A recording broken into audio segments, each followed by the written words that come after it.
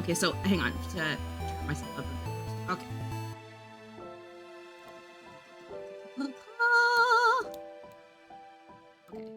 Let me properly introduce. Okay, so this is at insert disc 5 or Adrienne, right? Am I saying that right? Yes. They are she they, right? Yes. Adrian, and I use she they. That's me. And they are the solo dev of this wonderful game In Stars and Time. They previously have released a Kate, are you here? A very gay visual novel. A very beautifully gay visual novel, and also the prologue to this game In Stars and Time.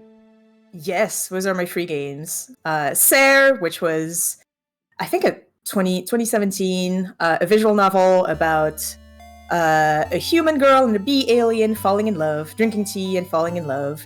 And then in 2020, I think, it's lockdown, I released starting in a prologue, which was the prototype for this game that you're seeing right now, In Stars and Time, which is not a prototype or a prologue. It's very long. I'm sorry. Don't. It has been wonderful to get lost in this world that when you first start, like, seems kind of small, but it is deceptively small. It is my big game. It's huge. It's huge. The art, I love it so much. Like, so much so that I have, like, I'm now moving into my grayscale era. Like, everything, yeah. I'm redoing my emotes, like, all of it. Like, just, we're You've been scranglified, and, yes. And you're gonna learn a lot about values. That's what you're gonna speedrun how to draw good values and make stuff that stands out. Yep. With grayscale. That's the plan. So talk to me about what made you decide to put, because the visual novel that you put out is full of beautiful, vibrant, very saturated, very warm colors. What made you move towards this for this game in particular? Just because I was also entering my grayscale black and white era, drawing and doing fan art, and I was very much in a phase where I was just like, oh my god, like adding colors to everything is just taking so much time that could be better used elsewhere. So I'm just gonna use black and white for my small little comics. Mm-hmm. And when came time to make art for this game, I didn't want to think about colors at all. So I was like, you know what, it could be kind of interesting if it was just in black and white the whole time. And it would be a fun challenge because I knew that it would become probably very, very easy, but also at some points very hellish very fast, especially when it came to like showing what's important and what isn't. Because usually in video games, when you want to lead the player towards something, like there's that whole thing with AAA games where it's like, if there's yellow paint here, it means that you can climb this. Yep. So how do you do that when you only have black and white? How do you bring the player's eye to something that you want them to notice? So that was an interesting challenge to do that in a bunch of different ways for the player. And you've done it in a very interesting way. I also like these little dancing flowers. Thank you. I learned pixel art for this game, and so this has also been like a very, very fun challenge, like how detailed and not detailed to make stuff. And I will say, if you want to become a game developer, you should absolutely become a game developer. But very soon, you will enter what I thought I was the only one, but apparently this is a common struggle. Okay, a common struggle, and that is you will enter what we call tree hell, which is how the fuck do you draw a tree? how do you make a tree in pixel art that is recognizable, that is not just like, I haven't drawn a tree since I was like 3, so I guess it's just a cloud on a trunk, right? It's like, yes, however. And it's hard. It's so hard. Okay, that so was the hardest pixel part. Be careful of tree hell. I'm gonna base my first game that I ever make in a desert, so I only have to draw cactus. Yeah, got it. Literally, this is what you should do. If you can find a way to not have any trees, I beg you, listen to me. Don't have trees. Oh my goodness. All right. Okay. So this is the beginning of the game. We are playing as Sifrin. They are an eye-patched wonder. And Mirabelle here is the. When I first played, I assumed that Mirabelle is the main character, and you are. She's the chosen one. She's the chosen one. Yeah, which is wicked because thank you, woman of color, main character. Let's go. Yeah, give me that representation. She's my little girl. She's my beauty girl. She's lovely. I love her. She's just so precious. She's just very shy and anxious all the time, which I'm sure we can all relate in these trying times. Oh, absolutely. Thank you, COVID. Thank you, pandemic, for forcing us all back into our tiny little shells. So we start seemingly like at the tail end of an adventure because we're like a day away from going to the big baddie's castle and trying to defeat them,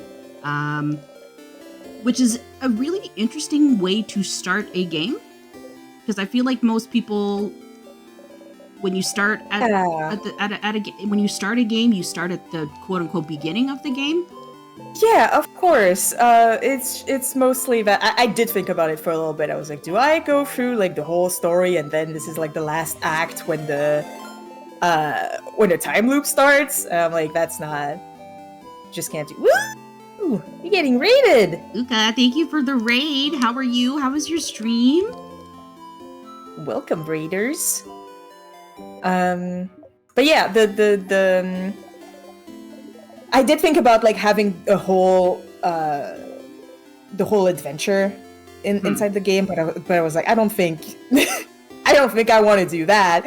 And then also because as like if you've played at least one RPG, or not even, as long as you've read like one fantasy story, yeah, you get a pretty clear idea of like, okay, so this is the final boss. Right. So they had a whole adventure before, whatever the adventure was like try to make it clear that this is like, yeah, this is the end of a game. Right. And it's nice because it's at the same time as being like at the end of the game, it still feels very welcoming. Like you put it in a calming spot where it's like you're prepping, getting ready, which gives you time to learn all of the things that you need to learn before you go and do this final fight. I really try to make sure of like this is usually how I write, where I'm like, okay, how do I get to this next point? What is the information that the player should absolutely get to be able to proceed and have a good time? And yeah, I really wanted to show that this is the final, but also kind of maybe first village type of feel. That end of the world is nigh, but also they're just chilling because partly because whatever, it's a part of like, I get frozen in time, but like getting frozen in time is still a part of change. We're not gonna worry too much about it. And then also pretty much just we are not going to think about this. Yeah.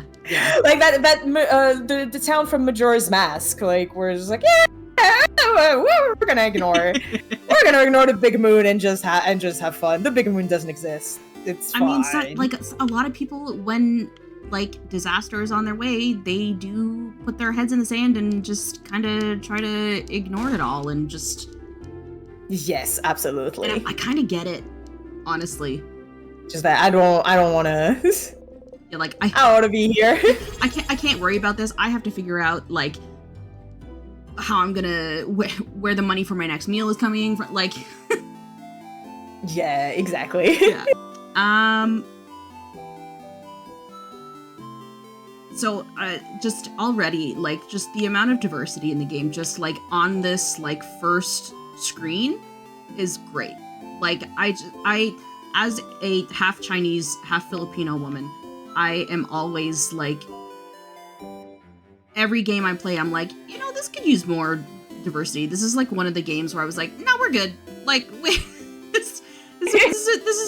this world is like, it feels real. Filled the quota. We're good. Yeah. That was something that I wanted to be very careful of, because it's also something that I noticed when I play games, especially when you play RPGs, where it's just like, my God, can you give me a little bit more than the token black person? Yeah. There's more than one, believe it or not. Yeah, believe it or not, there's more than one dark-skinned person on Earth. So can we perhaps get a little bit more? So, why did you decide to make Sifrin the character that the player plays as opposed to playing as Mirabelle? Because of the original comics. This is just okay. So yeah. So this all the idea for this all started, well, first because I love time loop stories. Yeah. It's really good, and then because around 2017, 2018, I started making a series of small comics about a little fella who is stuck in a time loop, and very clearly more like stuck in a video game that keeps happening, right? Keeps getting new game pluses, that keeps getting game overs, and then you get brought back. And that was the design of Sifrin. And so when it came to the idea of making it a video game, it was just like, well, of course, the main character from the comics has to be this main character, right. And everyone, like every other character, came later, where it's just like, oh well, I feel like it has to be, just this is how it has to be. I'm seeing someone say, have you seen season 2 of Loki? And so disc 5, all the time looping, it was so good. I only watched season 1. I am now anti-Marvel. This is an exaggeration. I'm just like, I don't like Marvel stuff that much anymore, but I did hear very good things about the season 2 of Loki. I should get to that when I get to the 1,000 other stuff that I need to keep doing, because I've just been working on this game, and now I'm like, oh yeah, there's other medias. Yeah. Oh yeah, I can like live a life now. yeah, a little bit. Oh yeah, chat in the chat, !ISAT. You can check out the game. You can check out Adrienne's socials. And also, they launched a makeshift campaign for an adorable little Sifrin plushie. This is lovely. Yes. Go check that out. It was really hard to sit on the plushie, because we were just like, my God, but it's so cute. We can talk about it. It is really cute. It is really, really cute. I have a bunch of gray yarn. I feel like I can finally do something with that now that I'm like, everything has to be gray. Because I kind of feel like it's a way to emphasize, like, it's monochrome in visuals, but then it sort of like accentuates everything else in the way that, like, when you can't see, your other senses are heightened. I kind of feel like having a monochrome color scheme kind of does that for other mediums as well. Feel that. Honestly, I'm just dreading coming back to colors. Like, that's one thing that I will say, is that whatever my next project is, I will definitely go back to using colors to challenge myself. Yeah. But I don't wanna. Do you think color hard? Do you think you'll do like a limited palette color, or are you just gonna go like full color? I might do limited palette. That might help more. But I think so. But that's for cowards, and I'm not a coward. I'm seeing in the chat, what were the main influences for In Stars and Time? Huge fans. In Stars and Time is my partner and I's favorite game. Thank you so much. I'm really glad. Well, I bet you love it. Main influences, Tales of Symphonia has always been one of my biggest game influences, especially when it comes to like making a quote-unquote classic RPG story. Just this was the game for little Adrian. And what's the Stanley Parable was also a really big one, especially like in particular the way that it starts with like, oh yeah, Stanley left his office to find other people, blah blah blah. But then every so often the narrator would say something completely different, like it's been a while since it has been running. Stanley wondered if he would one time see outside or whatever. And then it's just never mentioned that it just changes, even though it is supposed to stay the same. So I really liked how unsettling it felt, like that kind of like when a game is supposed to act a certain way, or like even a loop is supposed to act a certain way, and then there's just something that makes it go a little off the rails and then go back on the rails, and you're like, what's that? What? Yeah, like almost like the game's like gaslighting you a little bit. Like, did that actually happen? Bit. Did I? Yeah. Did this? Is this like just to make you question yourself so that you're like extra paying attention to everything that you're doing and experiencing for the rest of the time that you play the game? Absolutely, yes. I really, really like that. So I did add a couple of places, not that much, because I didn't want to break the loop, like that feeling of it's always the same thing either. But there are a couple of places where I was like, hey, did you see that? Did you see that? All right, let's go back to it. Yeah, and like the game isn't broken if you don't notice it. Yeah, exactly. Also, I see Raccoon Sama. Funny idea for the next game. A game with a new game minus where you lose stuff instead of gaining some in a roguelike RPG style. There is actually a game already like this that I forget the name of.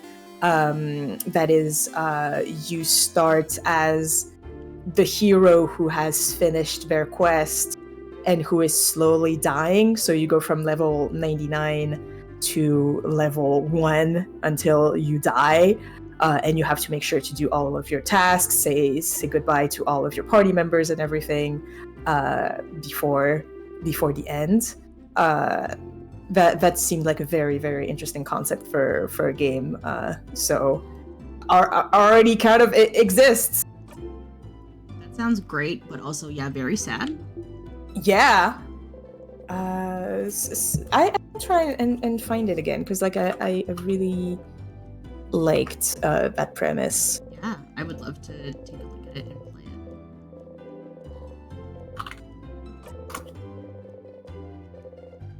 it. I won't find it. I'm not strong enough.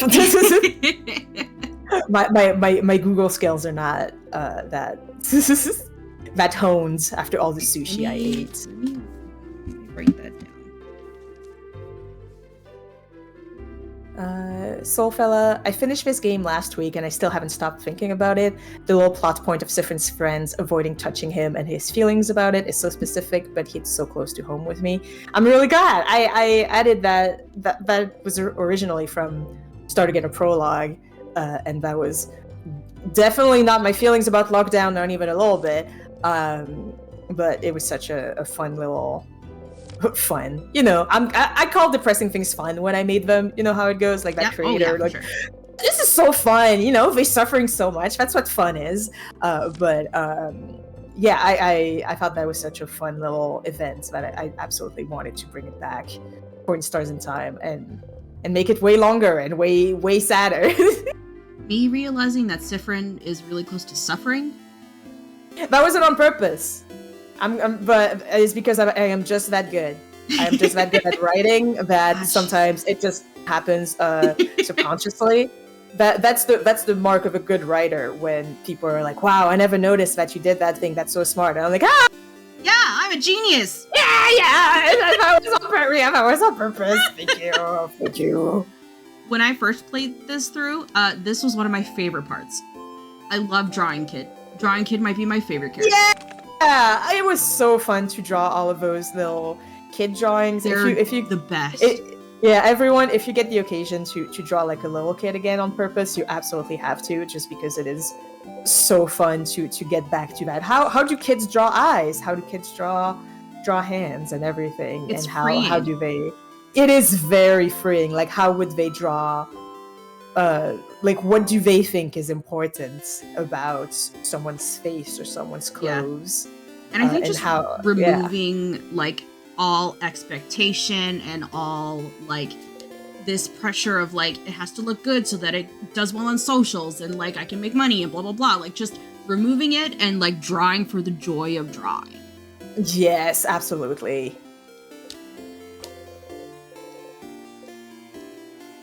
The Drawing Kid draws all of you and it's the cutest. Can I need to, is this in the art book? Can I like the, I don't know yet. I need to figure out what's gonna be in the art book. I would like to have like a high res a 1920 by 1080 of Drawing Kid's drawing of the whole party. Good to know. I'll make a note of it. I was Bibliomaniac. I really like this section partly because I don't know if this was intended, but it seemed like this kid might be nonverbal, and I thought they were very sweet. Yes, absolutely. That was absolutely what I wanted to show. I have throughout the village, you can see a couple of disabled NPCs, and that was something that I wanted to make sure that, like, to show that even though this is a fantasy world, land. Yeah, a fantasy land, and also in a country very much about change, that they do not necessarily see stuff like, oh, I lost a leg or I'm blind, as things that need to be fixed, but more like things that maybe just are, yeah, and just that you can help somehow make easier to manage if you even need to make them easier to manage. So that was like, for the blind one, obviously is one of the biggest one. The beautiful one that's in the house right north of here, not the northest one, but the other one. I think that's the one that's missing a leg. I have another one that's missing an arm and doesn't have I don't know the English word for this. Prosthetic. Yeah, prosthetic. So that was just something that I feel like I should have made maybe like one little event about that to explain it more, but also whatever. Sometimes things don't need to be explained. They just they are. don't. They don't have to. You just need to look at the pixels, okay? You just need to be, and like that's like, I think that's part of helping people understand. Like, one of my favorite things about games is that it's such a good way to help people. Force them into a new perspective. Like it's I feel like you can really teach somebody empathy through games, because when you play a game, a lot of people like attach themselves to the whatever main character, and then things happen to that main character and you feel like they're happening to you. And I think not everything has to be shoehorned in, and not everything has to be like smack you in the face with like, these are the values and these are the things, because like I think that gets too heavy-handed, and then that's when people who are complaining are like, get your wokeness out of my game, blah blah blah, pronouns, blah blah blah. Yeah, like, just I'm sorry, I'm just laughing silently because you were like, yeah, it's really nice that we can have another perspective, and the whole time I was thinking, yeah, like people really need to know that not all games are American. Yeah. Did you know French people exist? Hey guys, people in the chat, did you know France is real? Do you know France is real? Do you know that you have people that make art that are from France and not necessarily from the US? Maybe you didn't know that. I'm here to teach you about that.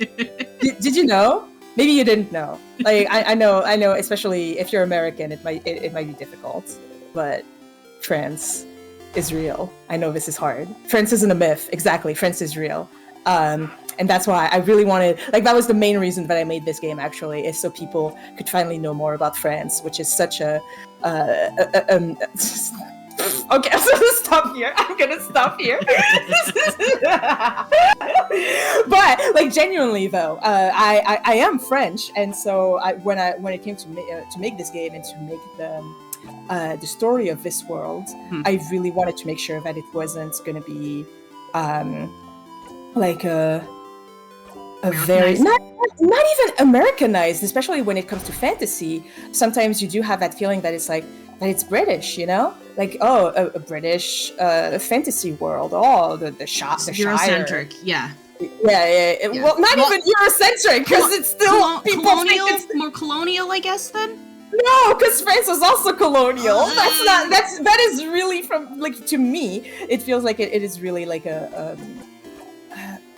in English speakers, you know, very broadly speaking. And so I really wanted to create this fantasy world that might seem even more fantasy than you might think, because France, wow, did you know, baguettes, fantasy, croissants, fantasy France. The real name is Fantasy France. Get it right. Yeah, Fantasy. Sure, I guess if you want to be like talk about it in layman's terms. I'm sorry, but I'm really, addicted to portmanteaus. I can't help it. Yeah. But you see, I have actually studied all of that stuff in school, so it's Fantasy France. Beautiful. Please get it right. It is very important. Yeah. Very important that you get it right. Solfella is saying, when you are Fantasy, the Pokemon region from X and Y. Actually, yeah. You know what? But it's such a good point. I'm not the first one. Pokemon did it first. When you're a big fan of a game and play it multiple times, you end up knowing more about the characters than they will ever know about you. It's really interesting to have a protagonist that experienced this alongside you. Did you intend to give this feeling to players? Yeah, like, it was very interesting to craft the story in terms of what are moments when the character feels like the main character feels the same thing as the player, and what are moments when the play and the main character are completely at odds. And so broadly speaking, when it comes to the loops and that feeling of repetition, of like all the bad feelings, like I'm like, this is done 100% on purpose. Looping is boring. Looping is just very repetitive. Looping is just like, the battle system was really cool, but now I've been doing it for so long that it's kind of become boring and tedious. And it's like, yeah, I bet that's 100% the reason. Like, of course, like that is absolutely what you should feel. And I completely understand the people that are like that feel that this is a bad point about the game, but also it's kind of the point. But also it is part of the point, and I also believe that first, that video games are art, which is apparently a loaded statement, and that whoa, I'm sorry, but video games are art, and art isn't necessarily here to only give you good emotions. And not even just in terms of like, horror movies should be scary. It's like, no, actually, I think that stuff can be boring. Like, can be infuriating, and it's still an emotion. And my personal view on art, and this is even more. This might be even. See, the police is gonna get me for my thoughts. The police is like, she's gonna fucking say some stuff about art again. I think that if a piece of art makes you feel something, even if it's like, this isn't art, this is angering me, this is the worst, it succeeded. That's art. That's art, baby. Made you feel something. That's art. It might be bad art, but it's still art that makes you feel something. And to go back to that feeling of like, oh, do you feel the same thing as Sifrin or not? For the loops, you're absolutely meant to feel the same thing as Sifrin, that this is boring, this is tedious, this sucks, I want to go home. But the parts where you were not supposed to feel the same things as Sifrin is everything that which has to do with Sifrin and Isabeau's relationship. Where it's just Isabeau being like, oh my god, Sifrin, Troll's hair, you're so funny and interesting, and I think you're such a fun person to be with, and I love you so much. Not like I love you. That's not just I love you, it's I love you so much, so it doesn't count as it. Then Sifrin's like, wow, what a good friend.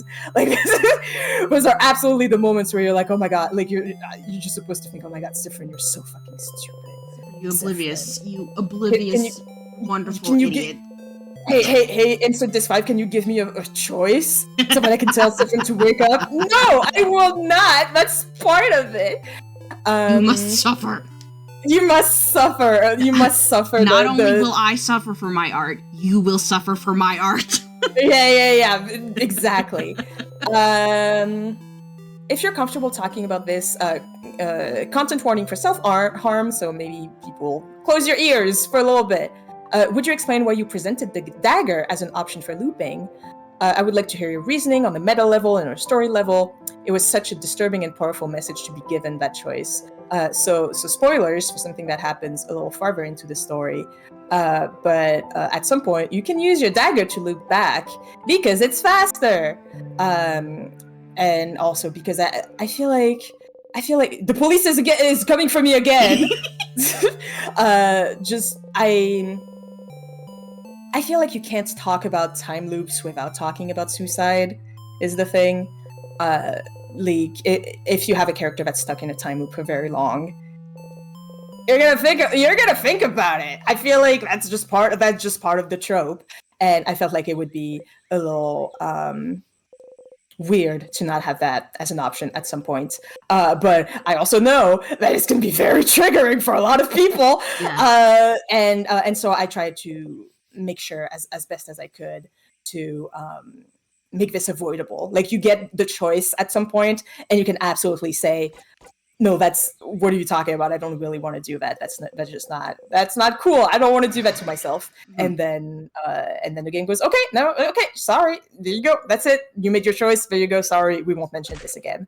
But yeah, otherwise I felt like it would have been pretty strange to not have had that choice. And then on a more game design note, it's great for speedrunners. I was gonna ask, actually. So for the speedrunning, it has someone set a record yet? And is there not yet? Okay, so what I have seen from people on the Discord is that you to have an actual speedrunning area section, whatever it's called, on speedrunning.com, you need to have a video of a speedrun done. So I believe some people on the Discord are in the process of taking a video of a speedrun so that Instars in Time can actually be speedrun.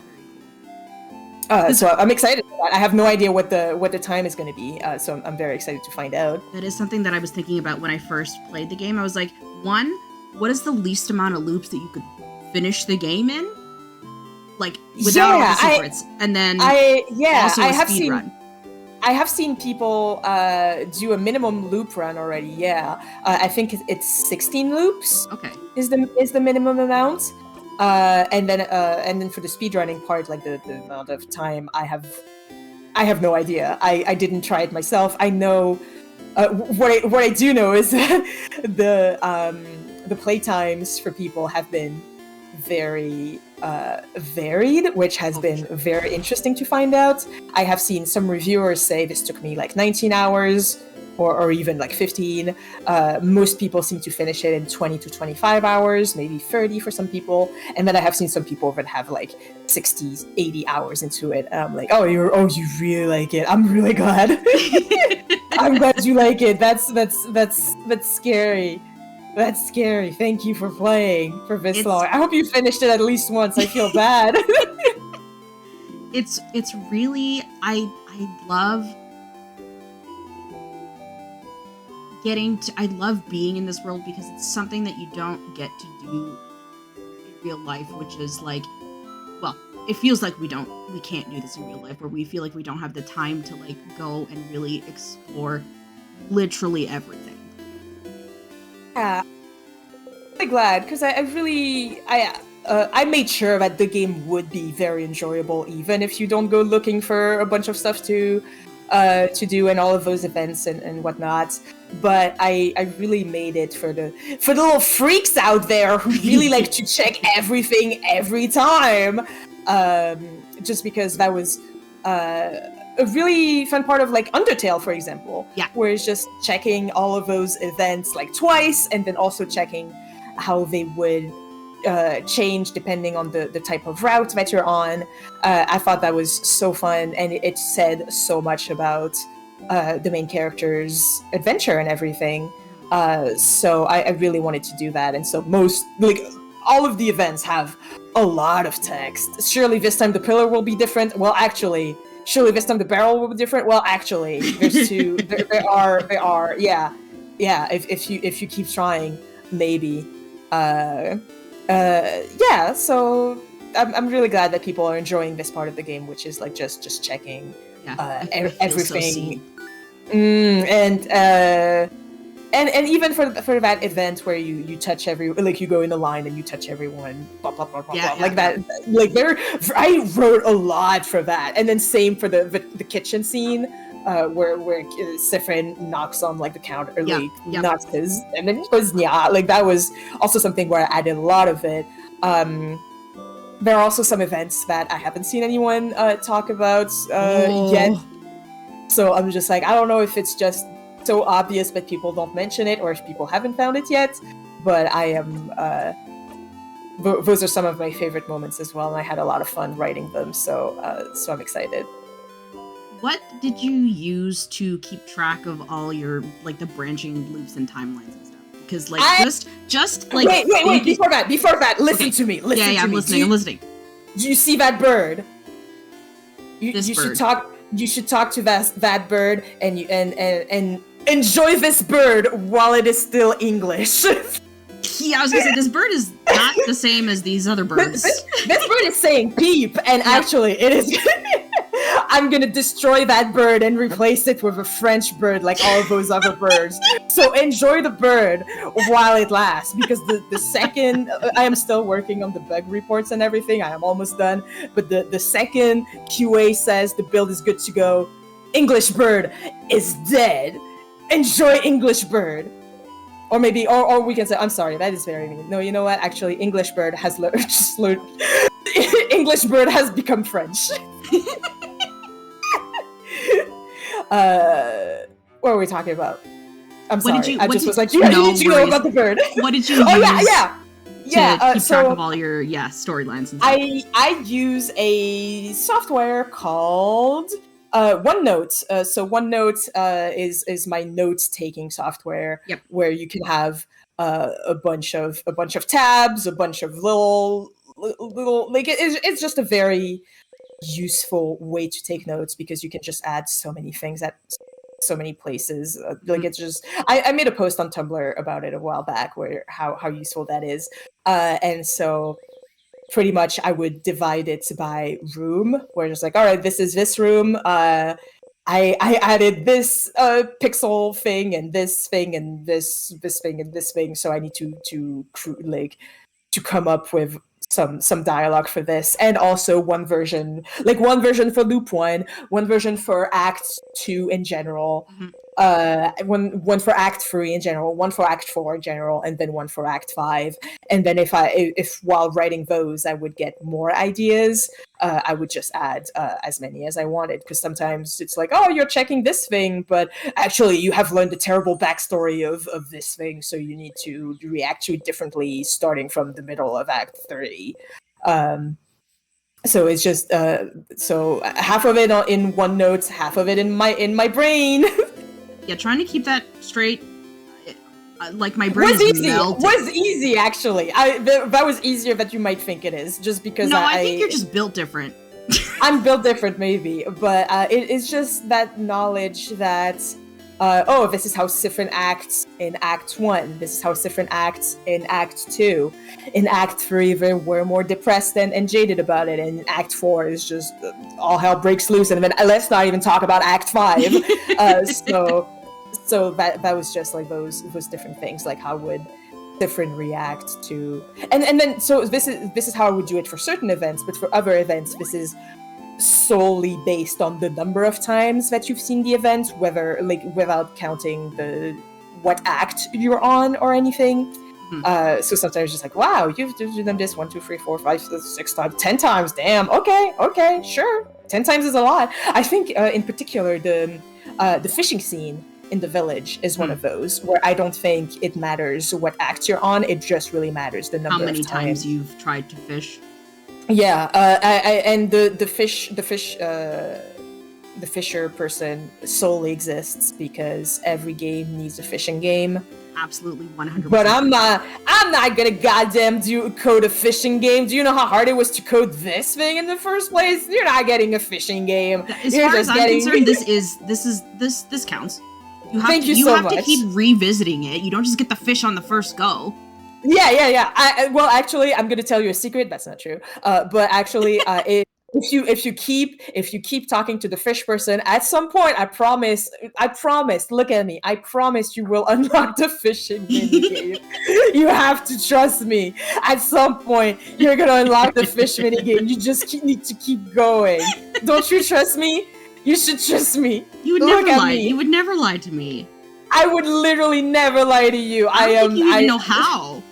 I don't even know how. I'm French. I don't know how to lie. I can only lie in my native language.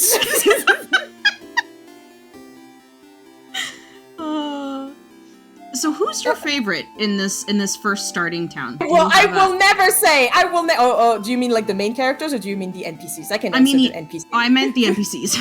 Okay, good. You were gonna ask me to choose? No, I was not. No, absolutely not. Really? You would ask me to choose? I would never. I really like the daydreaming one. Yeah. But I think I like the kids the most. The wizard loving kid is probably my favorite. Just because they're such a little brats. Yep. And also Tutorial Kid. Tutorial Kid's great. Tutorial Kid is great.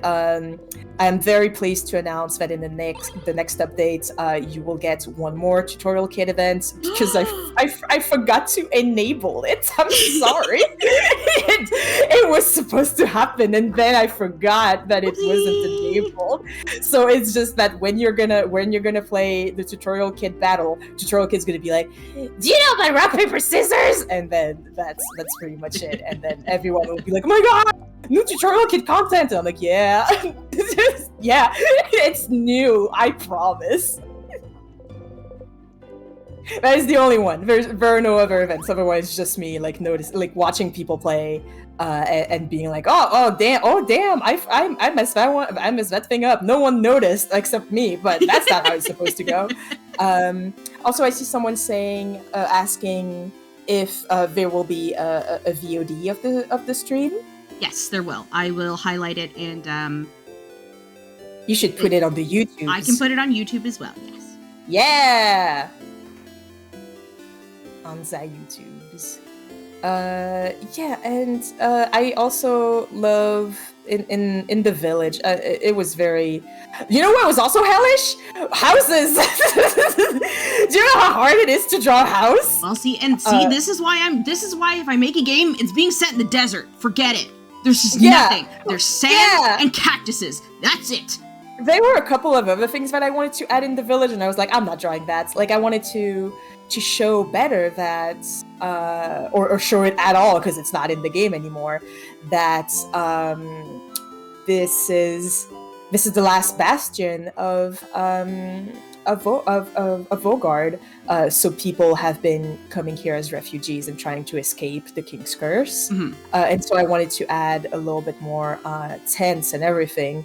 But you know what's harder to draw than a house? A tent? Yeah. Oh no. Yeah.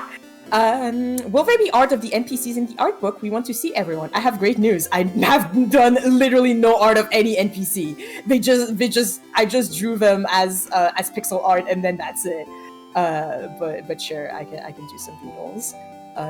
Someone is saying that as a desert liver, they are sorry to inform you that there are trees in the desert. Listen, Soul Fury, Arizona does not count.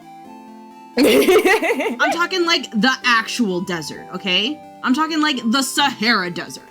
I think they also have trees, and even worse, they have succulents, and that's even worse. Succulents are so pretty. They are pretty, but do you know how hard it is to draw a succulent compared to a tree?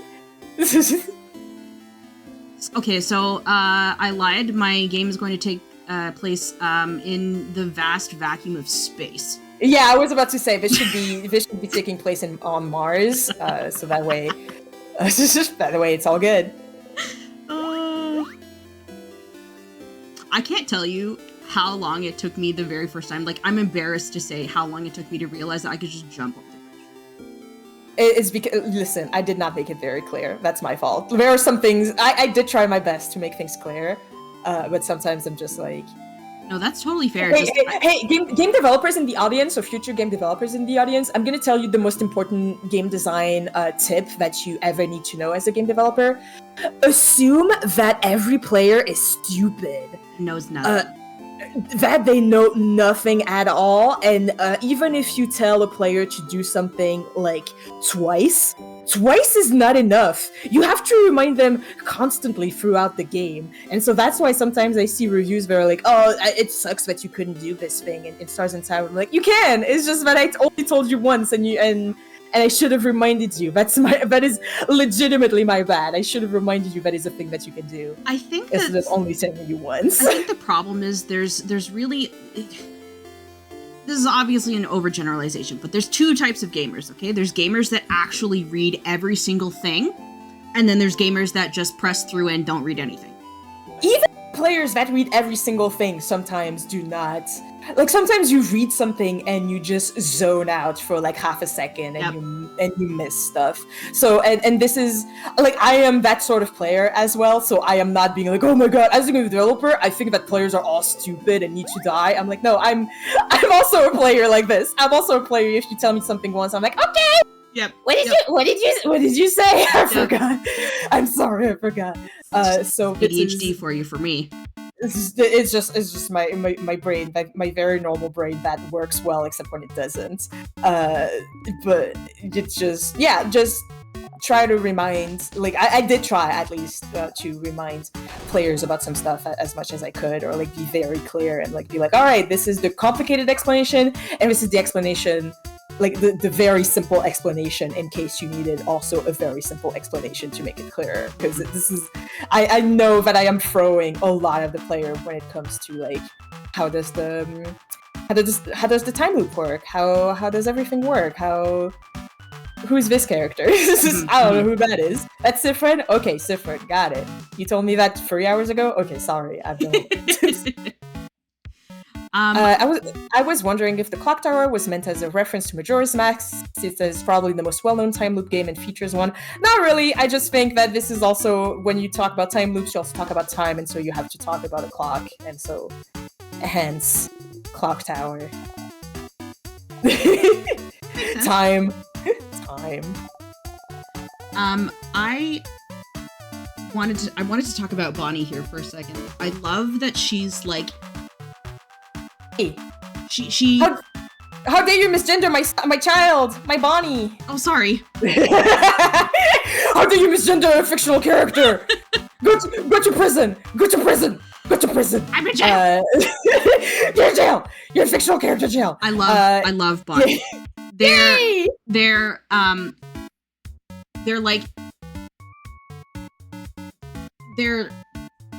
when they remember that they are supposed to be confident and like be confident in themselves. I'm in that right now.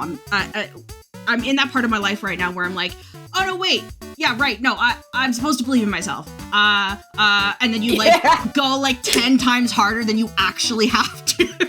Yes. Oh, I feel that so hard, like that. Okay, yeah, okay. This time, today, I'm gonna be brave. Yeah.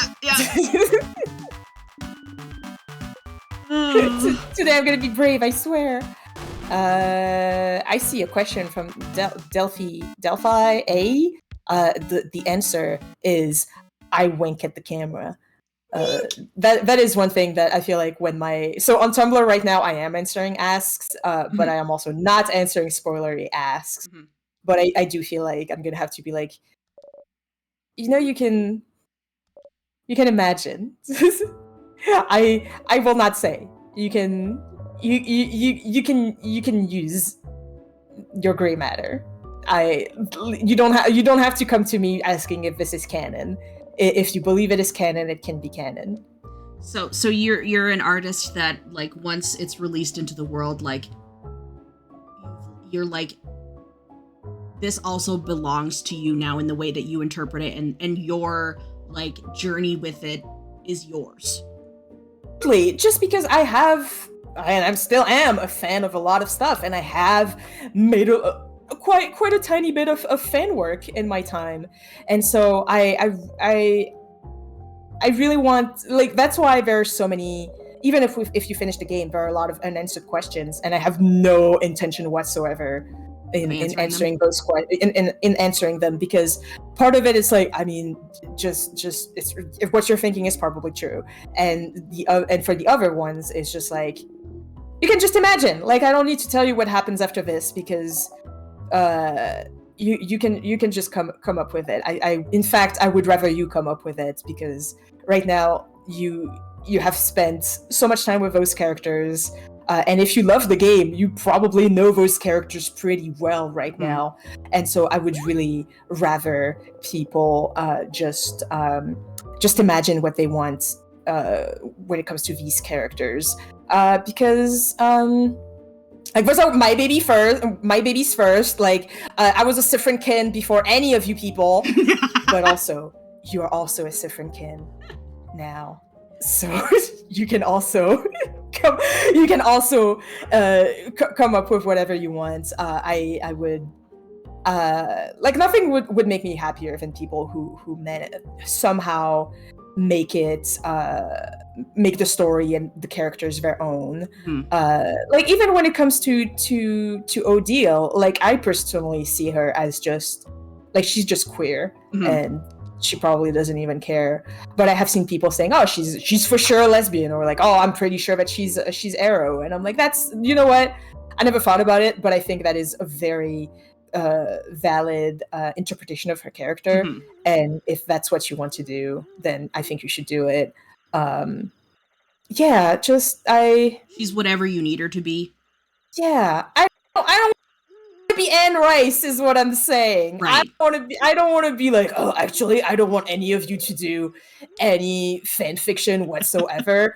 And actually, Sifrin and Isabeau are completely 100% straight. I don't know where you got the idea that don't look at the camera. Don't look at the screen. Don't look at the screen right now. Don't look at the screen. Don't look at the screen right now. Just listen to me. I don't know where you think that they are together, or that you or that they, or that there's any like kind of that tension or anything. Chemistry, I think that's nothing. There's no chemistry or no tension whatsoever.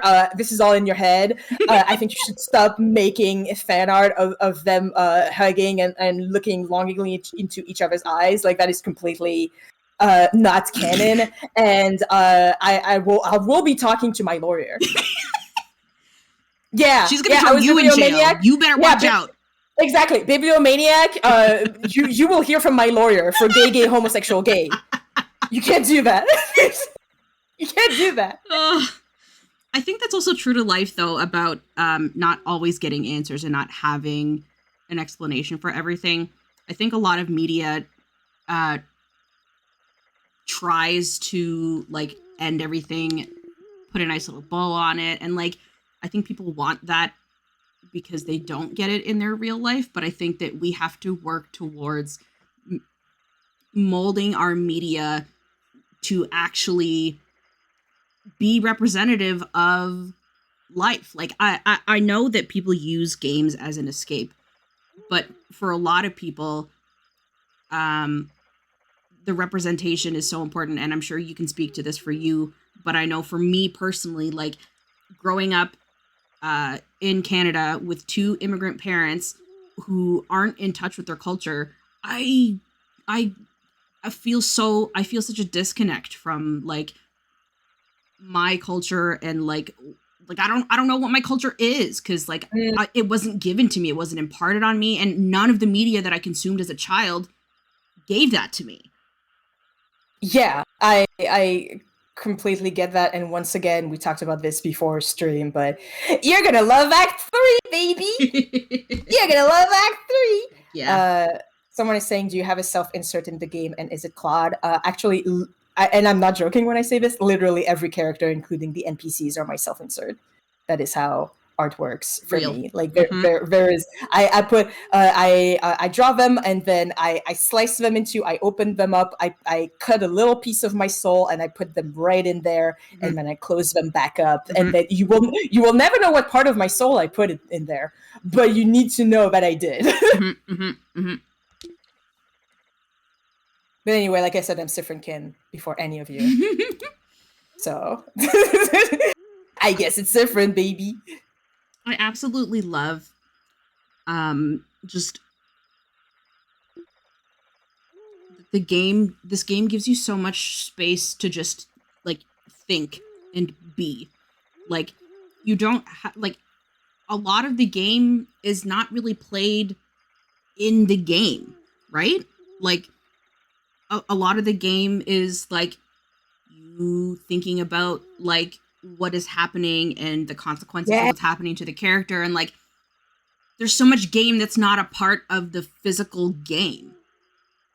Yeah, I am really glad that this is how it ended up being for a lot of people, that they are just like the number of people that have messaged me and saying like they just got out of a fight against a horde of zombies and they're like, I finished the game. I'm gonna think about this experience for the rest of my life, and I'm like, yay! Yeah, I did it. So yeah, and I also definitely wanted to make a story where people could think about it and have theories. Like when I released the prologue, and then we had the Discord channel, and then we put the fan theories channel in there. Like I was so happy that people were actually really using the fan theories channel to write all of their theories and everything like that. That was just beyond my wildest dreams, that people were interested in the story and in the characters, to the point that they were like, all right, so listen, this is what I think the pixel here means. I'm like, yeah, it's so true. That's awesome. I feel like it must be like super fulfilling to see all of that. Like, oh my god, yeah.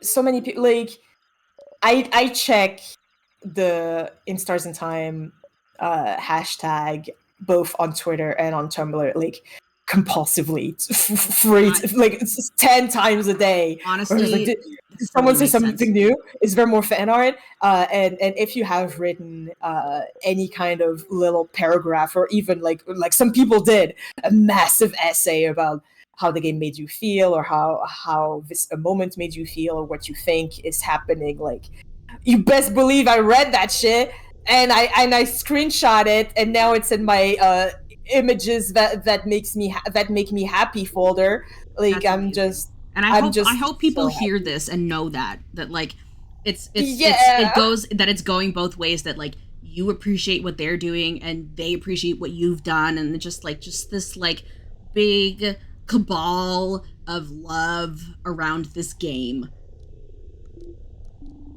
Making me so happy. It's so wonderful. Yeah, and seeing the different ways that people relate to the game, in ways that sometimes I did intend and sometimes I didn't intend, and people were like, oh, you know what, this is making me think about my own experience, and they would say something that I'm like, what? I have literally no context for this experience, but like not even an experience, but like that they are from a specific demographic, and they're like, oh, this moment has meant a lot to me as like a person from this heritage or from this religion. I'm like, oh my god, I am not from either of these, but oh my god, like that's making me so happy that this is resonating with all kinds of different people. Yeah, all kinds of different people in all kinds of different ways. Like it's just, absolutely fantastic, and I'm really glad that this is, because that was not especially something that I meant to happen. I was just like, I'm gonna tell my little stories just for me, like something that I was very much doing for the whole making of the game, is that I was like, I don't know if people are gonna like it, but if I wasn't the one who made this game, I would love this game a lot. So Right. I'm making it for another me who, and maybe hopefully this is going to be enough for people, for other people, and it is. So I guess that's the moral. You should make a game that would make you happy, and chances are make art that makes you happy. Make things for yourself. Yeah, absolutely. And then if it makes other people feel happy, that's just a bonus. So I'm glad. I would love to have another conversation with you at some point about how, and this is something I actually want to write about at some point, but like how capitalism and consumerism has taught us to value ourselves, and how in turn that makes us value things like art, and how we can start to try and like change that landscape, because I totally 100% understand game devs' frustrations when they see reviews or stuff on Twitter that's like, I didn't buy this game because I only got X amount of hours out of it and it's worth this amount. It was like this much on the Steam page, and it's like I can that was the see prologue 100%. Yeah. I see where that comes from, because we're socialized to be like, your worth is how many dollars that you can make per hour for whatever big ass corporation. Yeah. But like, so like, I understand where it comes from, but I don't know how to move that conversation forward, because like all I get the way is that I do it personally is that instead of thinking about it in terms of like this amount of hours of gaming should only cost me this amount of money, I always try to compare it to a movie ticket. And so here in Canada, a movie ticket is like, it's $14 now, inflation. Yeah, it's ridiculous. So let's say $14 for 2 hours. And usually when you get an indie game, you get more, like, someone is like, yeah, this is my indie game, this is an hour long, and I am asking for $5 measly dollars. Yeah, and it's like, well, there you go. I got bang for my buck. Exactly. That's exactly what I want. But for a lot of people, it's just like, oh, $5 for a 1 hour game. And it's like, yeah, it's a 1 hour game. This is very long. But that was definitely something, like pricing was something that I definitely was thinking about when it came to the prologue. Thankfully, I didn't have to think about that for Instars in Time, because I was like, hey, publisher Armor Games, sweetie, my love, Armor Games, please think about that for me, because I don't want to. Yeah, I don't want to do that. You tell me how much you think we should sell it, and then I'll probably listen. And I feel like it is a pretty good price for the amount of content. Definitely. Yeah, but for the prologue, since I released it on my own, this is like a 2 hour game. How much am I selling it? Like $12 Canadian dollars. And that was like really hard for me to make it that expensive. I was really, really, really, really thinking about doing it for $5. But then I saw a post by, oh my god, I can't remember their name. But a person from the video game press who also made video games. They had on their Patreon made a post all about, yes, you should make people pay for your indie game. Like, you should make people buy your indie game. Yes, you should have it more than $5 because, and then asking questions like, yeah, but I'm just doing it for fun. This is just a hobby. Yeah, even if it's just a hobby, you should make people pay for it because you did spend a lot of time on it. Yeah, like it's not anything good. Yeah, but like you should still do it. And then the one of the reasons that they added that really got to me beyond the whole, yeah, it's your work and you should get paid for your work, is that you are not the only hobbyist, small baby tiny video game developer out there. And seeing other game developers that are like you or similar to you ask for money for their games, pushes other game developers to also ask for money for their games. Yeah. And so you shouldn't just do it for you should do it for them. Rising tides raise all ships, right? Yeah, exactly. Like, you're saying to the world, what I am doing, this creative venture that I have done, has value. And I deserve to be compensated for it. So compensate me. Yeah, so compensate me. Like, I spent a lot of time on it. Like, chances are you got a different experience when it comes to video game that you wouldn't have had before. Yep. And like, especially, like, I have been, again, I am catching up on all the games that I need to play, but I have played a bunch of very small indie games recently that I'm like, you could literally never do this in a AAA game. Like this, whether it's in terms of like visuals or the way the story is told or the way it's edited and composed or just subject matter, like you would never get this in a AAA game. But however, people keep paying for AAA games, so we are getting the same sort of AAA game stories. And so yeah, just make sure, like, if you come across any type of art, not even just video games, if you come across any type of art that really moves something in you, like I try to make sure that if they're offering it for free on itch.io, I'm like, hey, is it pay for what you want? Here's $2. Yeah. Just always trying to show people that that their work has values. I'm seeing someone ask, what is your favorite indie game that you've played recently? I played I have a whole list. I have my whole list for 2023 of all the things that I've played and watched and stuff.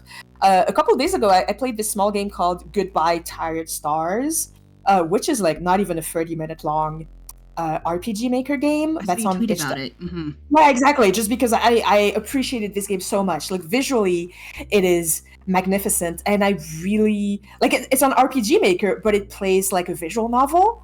Oh, that's awesome. Which is very interesting. Like you are it's also a space game because, of course, you are a being that's at the end of the universe, and you are trying to decide which planets you are going to watch the end of the world from, like the end of the universe from. And so you get to just explore those 3 small planets and try to, like, you see the character trying to understand how, like, did any people live on this planet? What's happening? Like, oh, look at the way that this planet is structured. This is so amazing. And so, yeah, it was such a wonderful little idea, and again, 30 minutes long. It was really, really wonderful. So I highly recommend it. I've also been playing Lethal Company, and that game rules! Can we please play Lethal Company sometime? Oh my god, I love that game so much. It is so good! I hope that the dev for that game is partying it up and living their best life, because they are literally the #1 selling game on Steam right now. It is an incredible game, and sometimes you see that stuff and you're like, oh, just one dev, oh, it's just like a fad or whatever. No, it really is. No, it's really fun. It's really good. It's oh god. I'm writing a review for Lethal Company, and like it's so good. It is such a fun game. Like one of the best games to play with friends, and even just to hang out. Like me and my friends just hung out and just was like, hey, what's happening? And then just with the audio, the like directional audio is chef's kiss. Oh my god, like, it's so good. That is why that game is so popular, is because of that. Oh, absolutely. And of course, because it is such an incredible comedic effect. Oh, just that you're like, oh my god, what's happening? And then it just cuts, and you're like, what's up? What happened? Yeah, such a good game. I highly recommend it for people to play. I see someone's asked, what game do you think was your main inspiration for In Stars in Time? Tales of Symphonia, baby. Tales of Symphonia is really good. And also, I'm not gonna lie, I at the time I was reading like a metric ton of Persona 5 time loop fanfiction, so I'm gonna have to credit Persona 5 time loop fanfictions as well. Nice.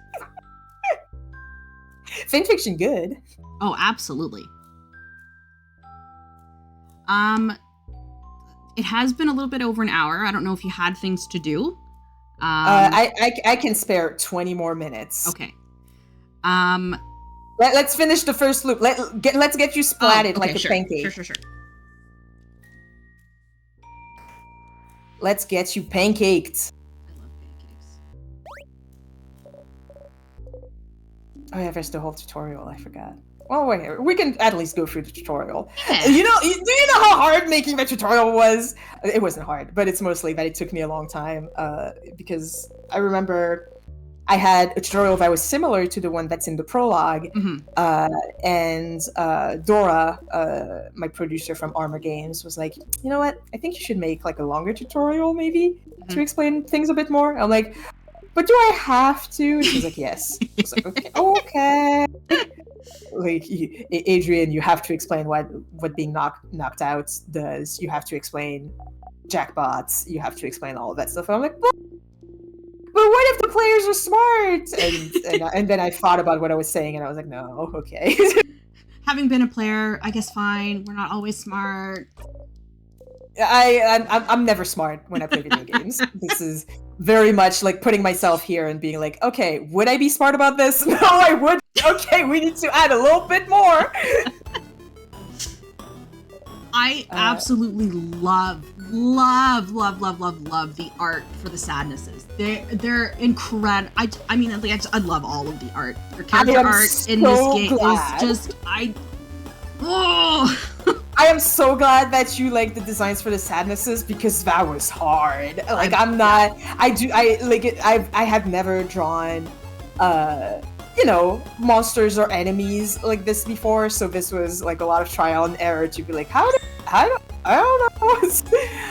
know how to draw those. Yeah, like how do I draw this and have enough like difference between them but still have some kind of theming, and then but also make them different enough. Yeah. Yes, exactly. And then also having to you're so brave. I would not have gone rock, paper, scissors, because that would mean I would have to draw some freaking hands. And I have passed the cap, and now I'm very good at drawing hands. You just need to keep going and then find a way to draw hands that make you happy. For a lot of people, that's sausages. Just think about sausages. Yep. Like, just look at hands, and then you're like, hands? Hands fun. I'm at the hands fun stage. I like to draw hands. Okay, but what about trees? What about trees with hands? Trees. Hate them! Nature! Hate that stuff! Get it out of here! Replace those trees with hands. Okay, actually, so now... another big inspiration for this game was this RPG Maker game called End Roll. That was a really big inspiration when it comes to like knowing, like realizing what you could do in terms of stories and in terms of like simple code for an RPG Maker game. And also that game is just very, very, very sad. And depressing. You think my game is depressing? Go play End Roll, you fool. Write that down. Go feel actual sadness. End Roll. Go feel sadness that does not get that good catharsis. You're just gonna feel sad, and that's it. That's okay, you know. I've gone back to this thing where I try to like not think about emotions as good or bad, but just like emotions. Absolutely. Yeah. Where it's just they are just a thing that's happening, and like.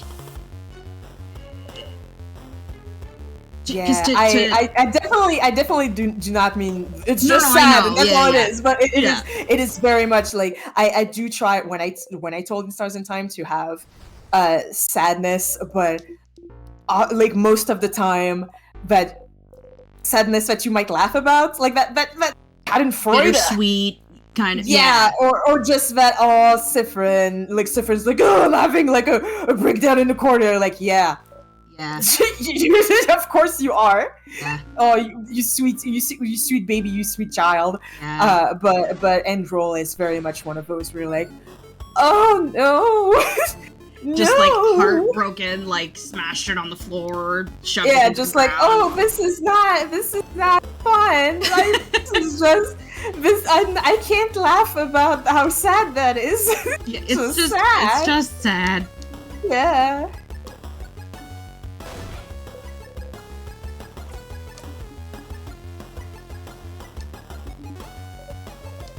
Oh deal. I genuinely did not see.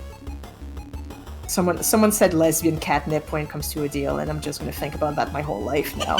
It's like, did you know you were creating lesbian catnip? I'm like, no, sorry, but that's really good. I'm gonna put that on her forehead. Hell yeah.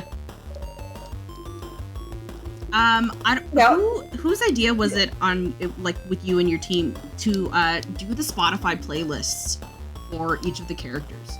That was Arma Games for sure. Okay. When it comes to the marketing, most of the ideas were Armor Games, and I was like, yeah, that sounds fun, let's do it! I did do the playlists on my own. I did ask for some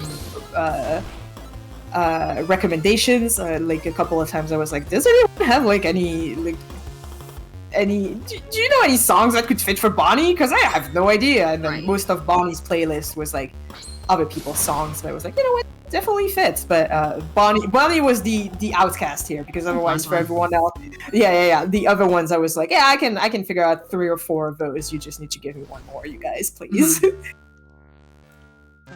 Except for Sifrin. For Sifrin, I had all that shit figured out. Yeah. Oh, I believe it. Is Sifrin's gonna be like extra long? No, it's all out. All. Are they all out? Yeah, all lists are out. Oh. And you can laugh at the last song that I added on the Sifrin playlist. I thought that was very funny.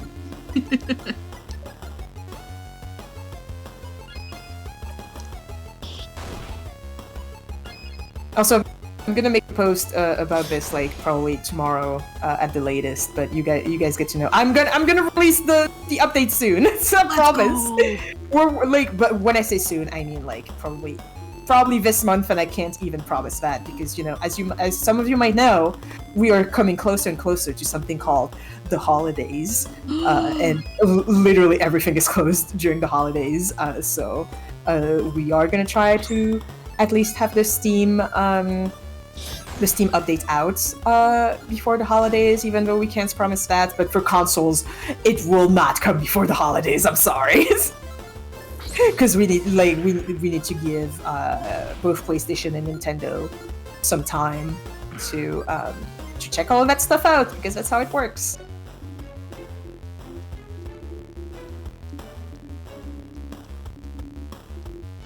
Yeah, I've seen a lot of devs who release stuff on consoles like afterwards. It's always a struggle for console players. It's so hard.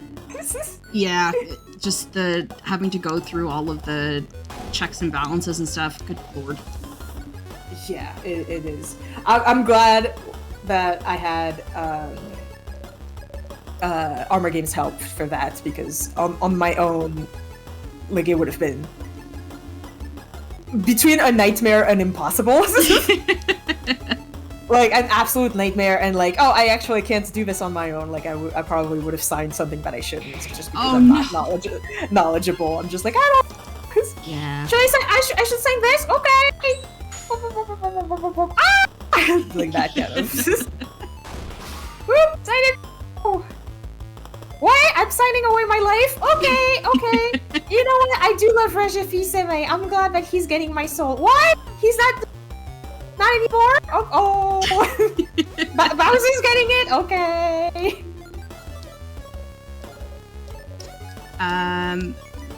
Oh, and about the whole time looping thing, it kind of does feel like that's what,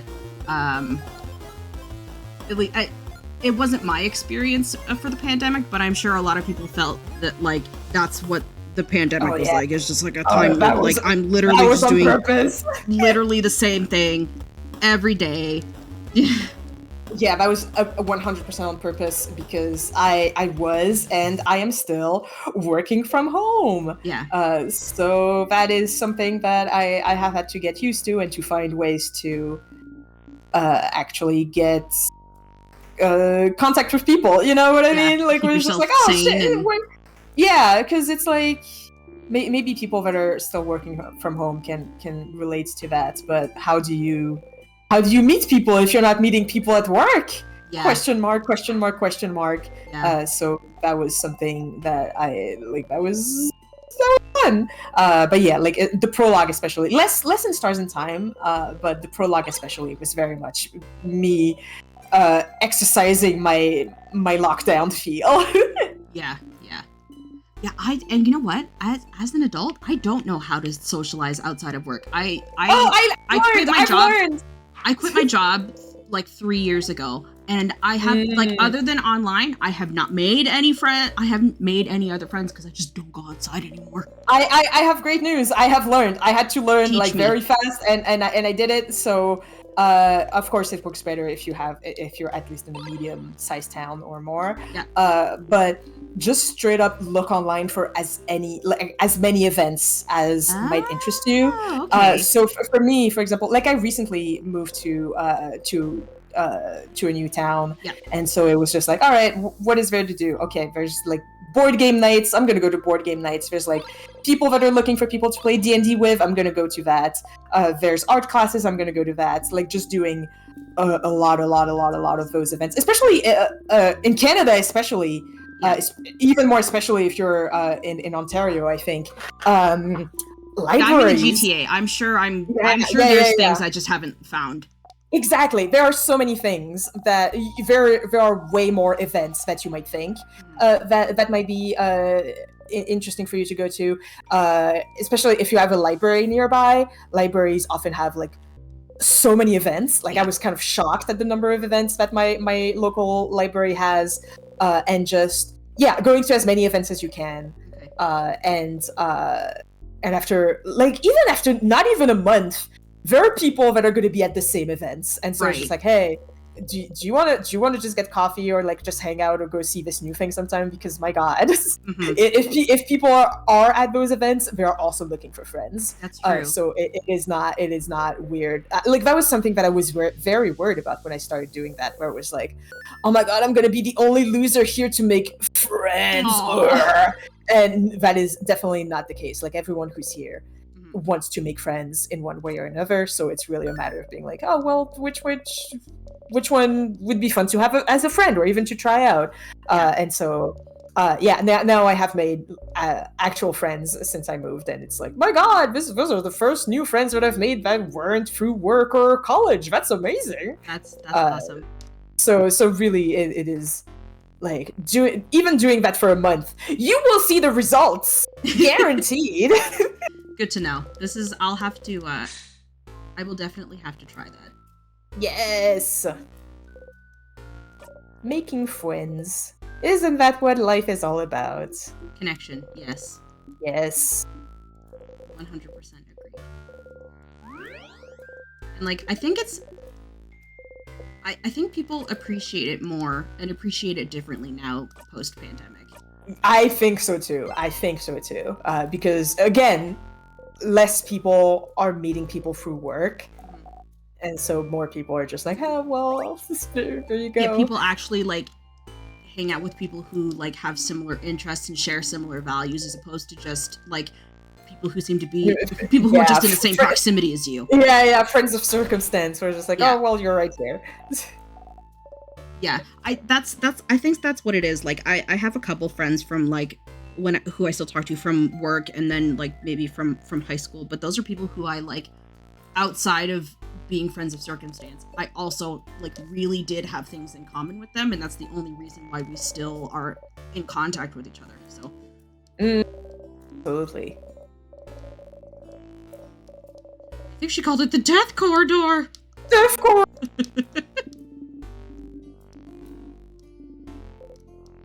Also, I don't often see people try it, but you can talk Can to you? your You can talk to your party members during this little moments, and people don't necessarily know about it. They just say some small lines.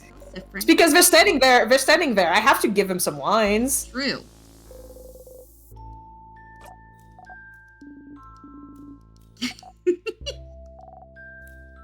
Oh,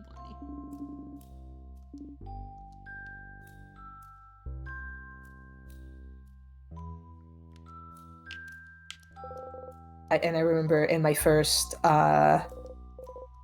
my first draft kind of this event, I wanted people to check the lights on the wall as well, but I was like, my god, people are not going to know that you can check the lights on the wall. Let's not do that. Let's make it easier. You just need to check the pillars. But I think I did have an idea about having like a memory of torches at some point. Oh, that'd be awesome. But I did add some events related to torches in the prologue, and not many people found those because people did not know that you could check the torches in the prologue. So I was like, you know what, I don't think that's gonna change, so let's not do that. Just, you don't get any events for the torches. I torched those events.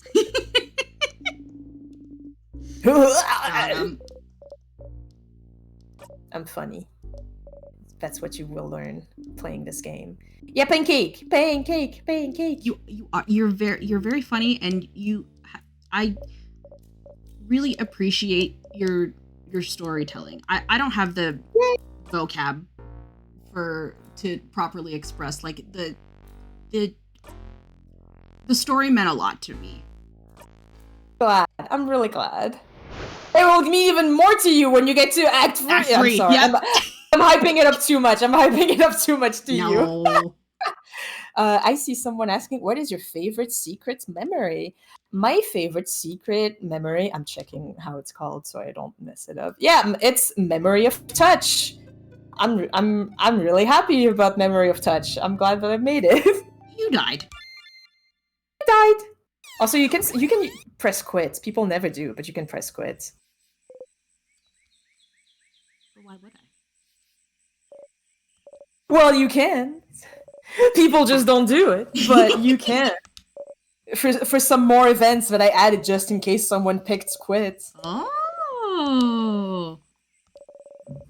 Good to know. Yeah. Listen. I added so many events to this darn game.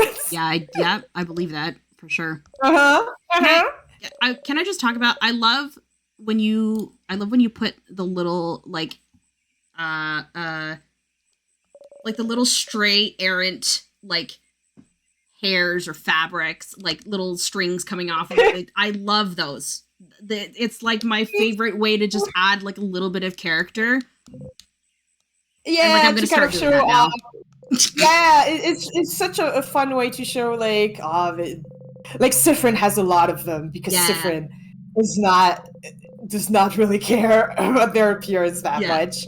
But otherwise, most of the other ones are like, no, I put a lot of attention to my appearance, and Sifrin's like, no, I'm just a little. I'm here. I'm here. We're going.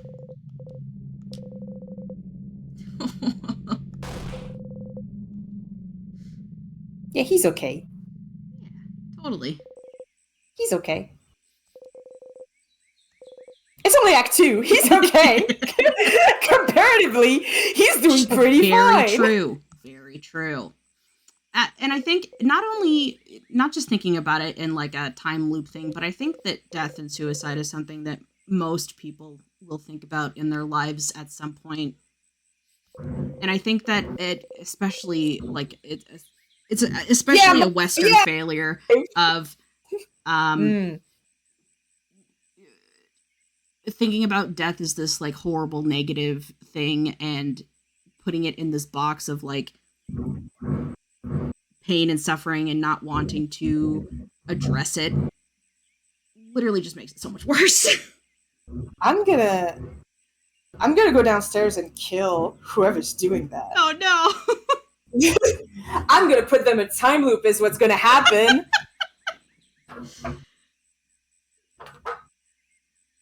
Okay, you stop now. No, you stop. No, you stop. I'll go and yell at them later. So buy this game, buy the plushie, yes, buy the shirt and the stickers. Yeah. Play the game and please play the game. all of these feelings and things for yourself. And if you have social media, make sure you let Adrian know what the game, and leave a review. Yeah, leave a review on Steam. Let them know what the game means to you, how you interacted with it, because I'm sure that will help inform them with like how they shape their next game. Maybe. Yeah. Or at the very least, you know, they'll have another thing to put in their folder. Yes.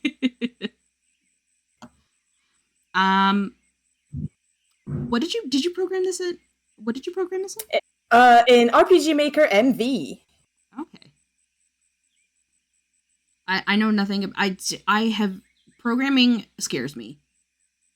So I feel like great news. I am in the process of writing a little post about like how to like what you should look at to make your first game and what you should think about. So I'm making a little list of like you should use this one because it doesn't ask for any programming knowledge whatsoever. Excellent. So yes, I am in the process of doing that as well as like a bunch of links that I have always looked at when it comes to like writing stuff, drawing stuff, just because those are the questions that people are now asking me a lot, and I'm like, you know what, I should make a post so I can just link them to that instead of like saying a different answer every time. Yeah, that's awesome. My favorite thing is when artists get together and share things that make making art more accessible to more people, because the more art that people make, the more perspectives that we can get, like the richer just everything will be. Yeah, I completely agree. Like I wouldn't have managed to get this far if I didn't have a lot of artists that I admire just going, this is how I do things, this is how I do color, this is how I do my my panels for comics and all of that stuff. So I give back. I try to give back. Yeah, and that's very much appreciated for sure. Yay! Well, thank you so much for taking the time. Thank you so much for having me. Absolutely wonderful. Getting to talk with you about the game, about the influences, about everything. And I just want to tell people, 'cause like I'm a smaller creator. I've been doing this for a little bit, but like sometimes you just gotta you just gotta try and ask, because like the worst you're gonna get is either a no or a no response. Like sometimes people have the time, and people will give you the time of day if you reach out.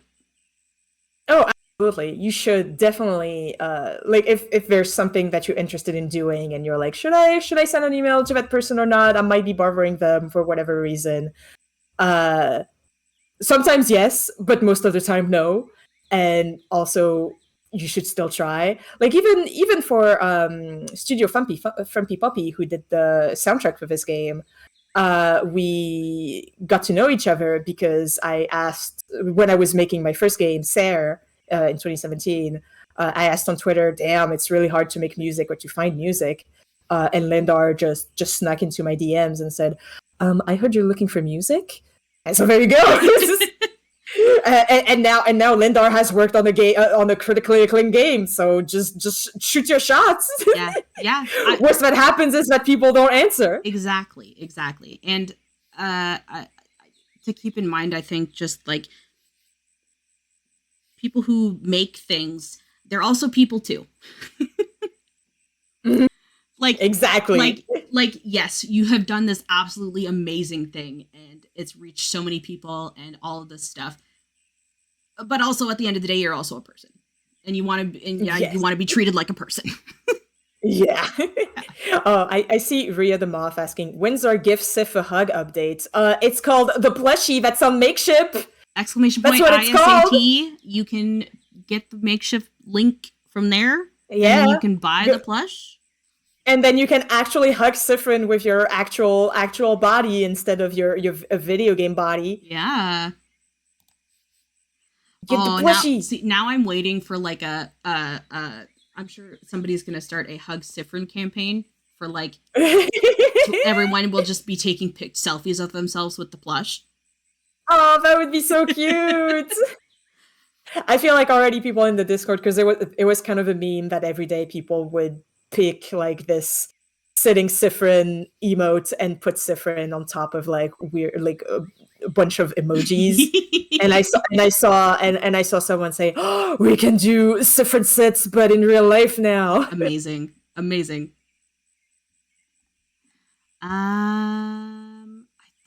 think that's it. I would love to play Lethal Company with you sometime. I feel like that'd be super fun. Oh, that would be so fun. Absolutely, please. And actually I have a plushie of the character that I used to use as my little representation. I would love to send it to you if you have like a PO box or something. That would be so cute. Yes. Okay. We'll talk details for that after. Yes. But, absolutely. This was so wonderful. Thank you so much. You're so very welcome. I'm just super glad to have been able to do this and like get to know you a little bit better. This is super awesome. Yeah, I completely agree. Please feel free to invite me another time for Lethal Company. Oh, heck or for interviews, I guess. Sure. I mean, we could just. I do want you have to invite me again when you finish the game, though. Oh, for sure.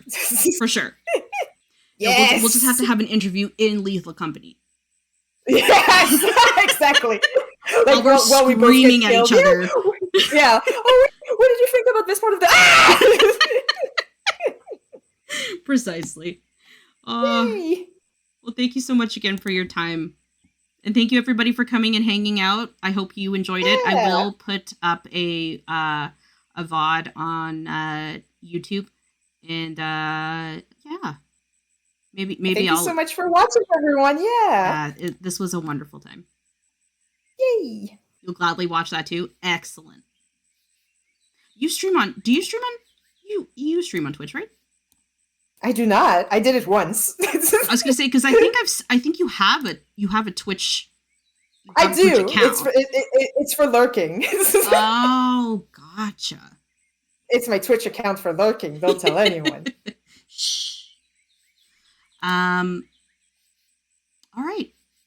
Then I will let you go back and do what you have to do. Maybe sleep some more or something because yeah, I'm gonna go take a nap. Yeah, exactly. Take care.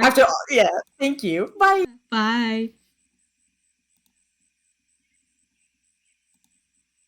That was absolutely wonderful. I definitely 100% would recommend people to play the game. It is a blast.